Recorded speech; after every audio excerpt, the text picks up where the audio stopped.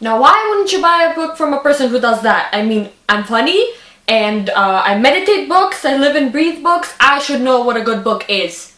And plus, it took my best friend and I a really long time to take that picture, so please buy my book. Please! Y'all ready for this? First things first. Please buy this book. Please! You already used that joke. Be original. Shut up, Cheryl! Oh look, it's a reference to another one of my videos. Hey! Hey you! Yeah, you with the drum. How'd you get in my house? For real though, the first thing why you should get this book is brevity. Also known as the thing I can't do. Because usually I mean to be brief, but then I get into these like long explanations.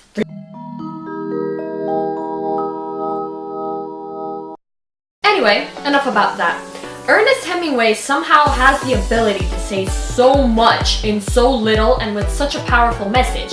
And you need that in today's world because life is hectic and we have finals and homework and tests and also text messages from your friends that you still haven't answered and it's been a month. And I'm sorry, I'll do better. I'll try to answer your messages. I'll answer that later. But see, they're short stories. Some of them are only 3 pages long. You can read them at night before you go to bed, on the breaks at school because it's better than staring at your phone, on the way to school, or during those 10 minutes that you just lie there in bed after you get up, trying to convince yourself that maybe it's not so bad if you fail school and live on the streets because the bed is just too comfortable to get out of.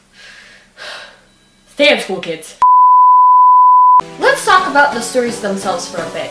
A lot of these stories have powerful messages in them and a lot of symbolism, and you don't have to agree with all the messages. I mean, a lot of them are bold statements carefully woven into a story with a lot of symbolism and allegory.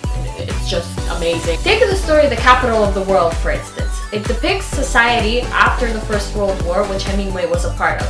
And it shows Paco, who is the main character and has a big and hopeful view of the world. But it also shows other characters, which are basically failures. And I will not say how and why, but during the story we learn that it is a blessing to be released from those illusions rather than letting the big bad world crush us down. What? What? This is not scripted, no! Basing stories on personal experience is the trait of a good writer. It brings life to a story and it brings out the rawness and reality that that particular writer saw. From Hemingway's biography, we know that he was quite the Casanova, Lothario, seducer, flirt, Romeo, player. Yes, I'm just reading synonyms of the word Casanova off Google. While in the hospital when he was fatally wounded, as I've already mentioned, Hemingway fell in love with a nurse 7 years his senior, Agnes von Kurowski. I realize I can't pronounce it, don't comment on it, and they decided to be married. However, she got engaged to an Italian officer and broke his heart. When you break my heart into 24. And also pretty much his life because he was terrified of love after that. A lot of his stories are based on this, most notably a very short story which literally deals with a man falling in love with a nurse and then her leaving him for an Italian officer and then calling him childish. And there's The Snows of Kilimanjaro, which is about a failed writer. At his deathbed, he rethinks his entire life. Why in the world he's married to this woman he does not love.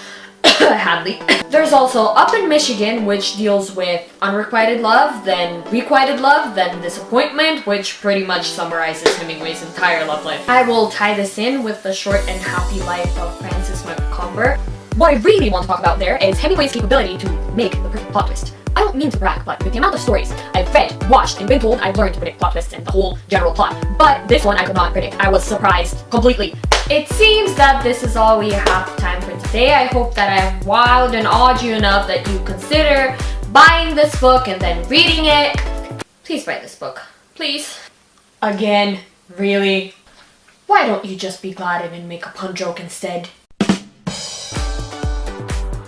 Yo, Ashton Irwin, get out of my house! Let's Wait! Before you leave. A little louder now. I ain't paying you after all.